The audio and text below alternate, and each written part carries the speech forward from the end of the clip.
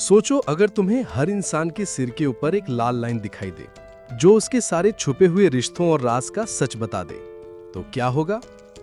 Welcome दोस्तों, आज मैं लेकर आया हूं एक ऐसा के ड्रामा जिसकी कहानी आपके होश उड़ा देगी। कहानी शुरू होती है हियान के नींद से उठने पर। उसके चेहरे पर गहरी उदासी और अकेलापन साफ दिखाई देता है। वो खिड़की से बाहर देखती है तो उसे कुछ अजीब लगता है। हर इंसान के सिर के ऊपर लाल लाइन नजर आती है। उसी वक्त वो अपनी कहानी सुनाना शुरू करती है। बचपन से ही मुझे लोगों के सर पर ये लाल लाइन दिखाई देती आ रही है। मैं चुपचाप बैठकर अजीब सी तस्वीरें बनाती थी जिनमें चेहरे नहीं होते थे। सब कुछ एक दूसरे में उलझा हुआ। मुझे आज भी वो दिन याद है जब मेरी माँ को पता चला कि मेरे पापा धोखा दे रहे हैं। उसने उनको मेरे सामने ही पकड़ा और खूब लड़ाई की। मैं बस खामोश खड़ी सब देखती रही। जैसे जैसे बड़ी हुई समझ आने लगा कि ये लाल लाइनें सिर्फ निशान नहीं है, ये राज हैं दो लोगों के बीच के रिश्ते। ऐसे राज जो कोई और नहीं देख सकता। और जितनी लंबी लाइन होती है उतना ही बड़ा खतरा पास आता है। इसी वजह से हियान ने कई बार अपनी जान लेने की कोशिश की, लेकिन हर बार नाकाम रही। आखिर उसने ठान लिया, अगर मैं मर नहीं सकती तो मुझे पता लगाना होगा कि मुझे ये लाल लाइनें क्यों दिखती हैं और क्या दुनिया में कोई और भी है जिसे ये नजर आती हो। एक दिन उसकी पड़ोसन उसके लिए खाना छोड़ने आती है। जैसे ही हियान उसे देखती है तो उसके सिर पर बहुत सारी लाल लाइनें होती हैं। मतलब इस औरत के बहुत सारे रिश्ते या कनेक्शन रहे हैं। पड़ोसन ज्यादा बात नहीं करती, बस खाना छोड़कर चली जाती है क्योंकि उसे पता है हियान कभी घर से बाहर नहीं निकलती। हियान तुरंत खाना खा लेती है। इसी बीच डिटेक्टिव हान की एंट्री होती है, एक तेज और समझदार ऑफिसर जो पुलिस स्टेशन की तरफ जा रहा होता है। दूसरे सीन में कहानी एक हाई स्कूल पर जाती है जहां एक लड़की सायोन को बुरी तरह से तंग किया जा रहा है। कुछ लड़कियां उसे इतना पीटती हैं कि वो उठ भी नहीं पाती। उनकी लीडर ताना मारती है, तेरे अंकल पुलिस चीफ हैं, इसीलिए तुझे सबक सिखाना जरूरी है। फिर वो लोग उसके बाल पकड़कर उसे छत से फेंकने तक ले जाती हैं। वहीं डिटेक्टिव हान एक मर्डर केस की जांच कर रहा है। 29 साल की एक लड़की जो अकेली रहती थी रहस्यमयी तरीके से मारी गई। उसके घर का खाना एक अननोन ब्रांड से आया था, जिससे शक हुआ कि शायद उसे जहर दिया गया है। रात को पुलिस जब केस डिस्कस करती है तो शक जाता है एक डिलीवरी वाले पर जो मेंटली अनस्टेबल लगता है। टीवी पर यह खबर देख यान हैरान रह जाती है क्योंकि उस मरी हुई लड़की के सिर पर सिर्फ एक ही लाल लाइन दिखती है। उसी रात यान को पड़ोसन के दरवाजे पर दस्तक सुनाई देती है। अब तक की सारी बातों से उसे यकीन हो जाता है कि वही आदमी कातिल है। पहली बार वो अपना फोन चार्ज करके पुलिस को कॉल करती है और बताती है कि जिस आदमी को वो ढूंढ रहे हैं वो सामने वाली बिल्डिंग में है।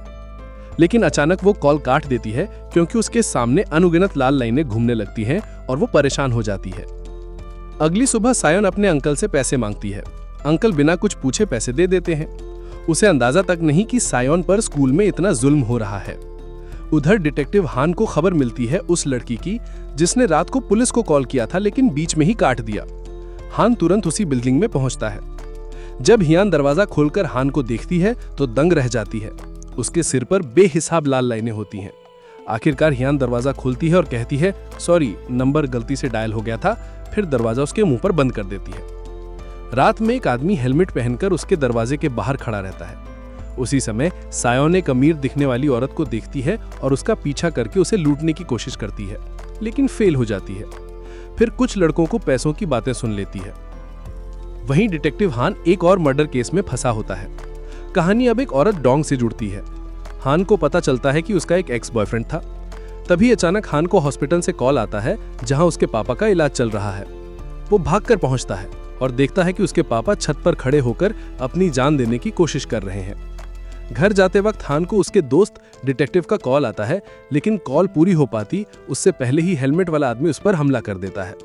वो हान को बुरी तरह पीट कर बांध देता है और आईने में अपनी रिफ्लेक्शन को देखते हुए कहता है, बस अब हम दोनों एक हो गए। हेलमेट पहने वो आदमी सीधे हियान की पड़ोसन के घर जाता है। हियान खिड़की से ये सब देख रही होती है और डर के मारे कांप जाती है। डर से पागल होकर वो एक तेज चीज उठाती है और बाहर निकलती है। सामने कुछ देखती है, लेकिन डर इतना होता है कि उसके कदम जाम हो जाते हैं। वो गिर जाती है और उसे अपनी माँ की झलक दिखती है, जैसे दूर से हाथ बढ़ा रही हो। हियान उसे पकड़ने की कोशिश करती है, लेकिन बेहोश हो जाती है। उधर हेलमेट वाला आदमी अपनी गर्लफ्रेंड से मिलने जाता है। चश्मा लगाता है और जैसे ही उसके सिर के ऊपर कई लाल लाइनें देखता है, उसे समझ आ जाता है कि वो बेवफा है। गुस्से में वो उसका गला दबाने लगता है। तभी अचानक हियान वहां आ जाती है। उसे देखकर वो हैरान रह जाता है, लेकिन तुरंत चाकू उठाकर हियान को मार देता है। उसकी गर्लफ्रेंड उस पर पलटकर हमला करती है। इधर डिटेक्टिव हान हियान के घर पहुंचता है और वहां दीवारों पर बने अजीब अजीब ड्राइंग्स देखकर हैरान रह जाता है। खिड़की से वो पूरा सीन देख रहा होता है। वो अपनी बंदूक निकालकर गोली चलाने ही वाला होता है कि हियान खुद कातिल को चाकू से मार देती है, लेकिन उस पर कोई असर नहीं होता। असल में हान की गोली ही उसे खत्म करती है। मरते वक्त कातिल आखिरी बार बुदबुदाता है, लाइन वो गायब हो गई। एम्बुलेंस पहुंचती है। हियान बार बार उसके कहे शब्दों के बारे में सोचती रहती है। फिर हान से पूछती है उस मरे हुए आदमी के बारे में। हान कहता है, मैं तुम्हें सब बताऊंगा। पुलिस स्टेशन में दोनों साथ खड़े होते हैं। तभी सायोन अंदर आती है।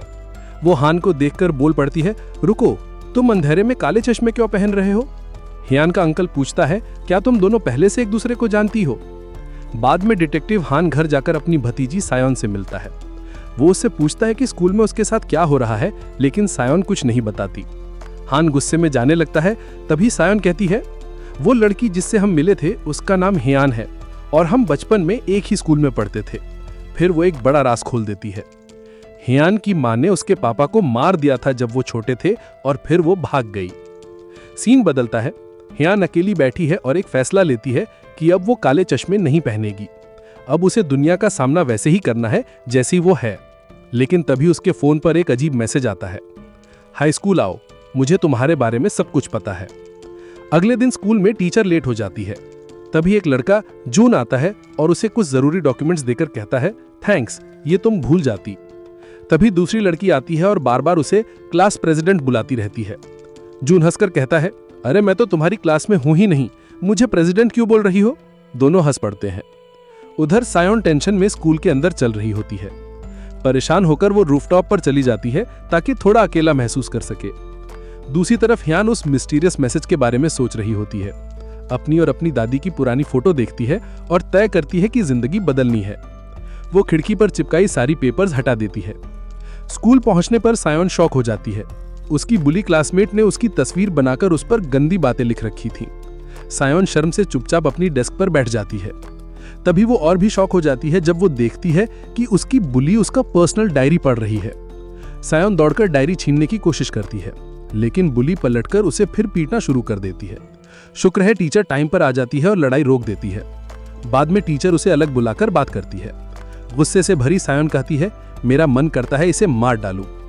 इसके बाद वो तय करती है कि अब स्कूल छोड़कर घर चली जाए। बाहर निकलते वक्त उसकी नजर एक अजीब चीज पर पड़ती है, एक पेयर काले सनग्लासेस। ये वही सनग्लासेस थे जो मास्क्ड आदमी पहनता था, वही आदमी जिसे लोगों के सिर पर लाल लाइनें दिखती थीं। सायोन डर तो जाती है, लेकिन फिर भी उन्हें उठा लेती है। उस रात यान अपने कॉलीग के साथ ऑफिस में बैठी होती है। दोनों डिस्कस कर रहे होते हैं कि मीडिया उन पर क्रिमिनल को मारने का इल्जाम लगा रही है, लेकिन उनकी असली चिंता ये है कि उस आदमी ने आखिर अपनी ही 2 गर्लफ्रेंड्स को क्यों मारा। उन्हें लगता है कि इसके पीछे कोई गहरा राज छुपा है। हैन उसी क्रिमिनल के घर जाता है और वहां दीवालों पर लाल लाइनों के अजीब डिजाइन्स देखता है, लेकिन उसे समझ नहीं आता कि इनका मतलब क्या है। उधर सायोन सनग्लासेस पहनकर आईने में देखती है। उसे शॉक लगता है क्योंकि उसके सिर के ऊपर सिर्फ एक लाल लाइन दिखाई देती है। वो परेशान हो जाती है। तभी वो अपने अंकल को देखती है और दंग रह जाती है। उसके सिर पर तो ढेर सारी लाल लाइनें हैं। डर के मारे वो चिल्लाती है और कमरे में भाग जाती है। फिर वो गुस्से में घर से बाहर निकल जाती है और सड़क पर निकलकर हर एक इंसान के सिर पर लाल लाइनें दिखती है। कभी कभी एक लाइन 2 लोगों को जोड़ती है, मतलब उनका कोई सीक्रेट रिश्ता है जो किसी को नहीं पता। अगले दिन जब वो स्कूल जाने लगती है तो उसका अंकल उसे लिफ्ट देने की ऑफर करता है, लेकिन जैसे ही वो फिर से उसकी लाल लाइनें देखती है, घिन महसूस करती है। वो गाड़ी में बैठने से मना कर देती है और अकेली पैदल चल देती है। स्कूल में पहुंचकर वो खुश हो जाती है क्योंकि अब वो देख सकती है कि किसके कितने पर्सनल कनेक्शन हैं। तभी उसे कुछ अजीब दिखता है। उसकी बुली की लाल लाइन सीधी टीचर के कमरे तक जाती है। जिज्ञासा में वो अंदर जाती है और टीचर को पाती है। इसका मतलब साफ है कि बुली का टीचर के साथ सीक्रेट रिश्ता है। सायोन खुश हो जाती है। अब उसे लगता है कि आखिर उसे बदला लेने का मौका मिल गया है। क्लास के दौरान यान आती है। बुली बार बार उसे घूरती और हंसती रहती है। उधर हैन स्कूल पहुंचता है और टीचर से कई सवाल पूछता है। वो उसे सीरियल किलर वाले केस के बारे में बताता है जो यान के सामने वाली बिल्डिंग में रहता था। फिर पूछता है, क्या उस आदमी ने कभी चश्मा पहना था? टीचर जवाब देता है, नहीं, मैंने उसे कभी चश्मे में नहीं देखा। इसी बीच बुली सायोन के चेहरे पर जोरदार थप्पड़ मारती है। उसके सनग्लासेस गिर जाते हैं, लेकिन वो तुरंत उन्हें उठाकर वापस पहन लेती है। बुली फिर से उसे मारने बढ़ती है, लेकिन इस बार सायोन उसका हाथ पकड़कर उसे धक्का देकर जमीन पर गिरा देती है। तभी यान दौड़कर आती है और सायोन का बचाव करती है। अब बुली का गुस्सा यान पर उतरता है और दोनों में लड़ाई हो जाती है। यान गुस्से में उसे छत से धक्का देने ही वाली होती है कि बुली डरकर भाग जाती है। बाद में सायोन यान पर भड़क जाती है और उसे कन्फ्रंट करने का फैसला करती है। उधर हैन एक लोकल क्लब में किसी सस्पेक्ट की जांच करने जाता है। उसे बारटेंडर से पता चलता है कि वो आदमी यहाँ अक्सर आता था और अपने आप से बातें करता रहता था। बारटेंडर ये भी बताता है कि वो हमेशा चश्मा पहनता था। वापस सायोन की तरफ, बुली सायोन को टीचर के साथ देख लेती है और चुपके से दोनों की फोटो खींच लेती है। फिर उसे सायोन को ब्लैकमेल करने के लिए भेजती है, लेकिन सायोन पर कोई असर नहीं होता। उल्टा वो टीचर की बीवी को वो फोटो भेज देती है। अब टीचर पैनिक में आ जाता है। बाद में सायोन और हैन साथ साथ चल रहे होते हैं और अपनी जिंदगी की बातें कर रहे होते हैं। इधर टीचर एक्सपोज होने के डर से बुली यून से मिलने पहुंचता है, लेकिन यून बड़ी ठंडी और काम रहती है। वो बस माफी मांगती है और चली जाती है। फिर यून दूर से सायोन को देखती है। सायोन अपने दोस्तों के साथ हंसते खेलते फोटोज खिंचवा रही होती है। यून हैरान रह जाती है कि सायोन को इतनी बातें कैसे पता है, लेकिन सायोन तो अब और कॉन्फिडेंट है। खुशी खुशी स्कूल से निकलती है और धीरे धीरे एक क्लासमेट को मैनिपुलेट करने लगती है, उसे अपने जार में फंसाने के लिए। तो दोस्तों, ये वीडियो यहीं पर खत्म होता है। अगर आपको ये वीडियो अच्छा लगा तो वीडियो को लाइक और चैनल को सब्सक्राइब जरूर करें। इससे हमें और वीडियो बनाने का मोटिवेशन मिलता है।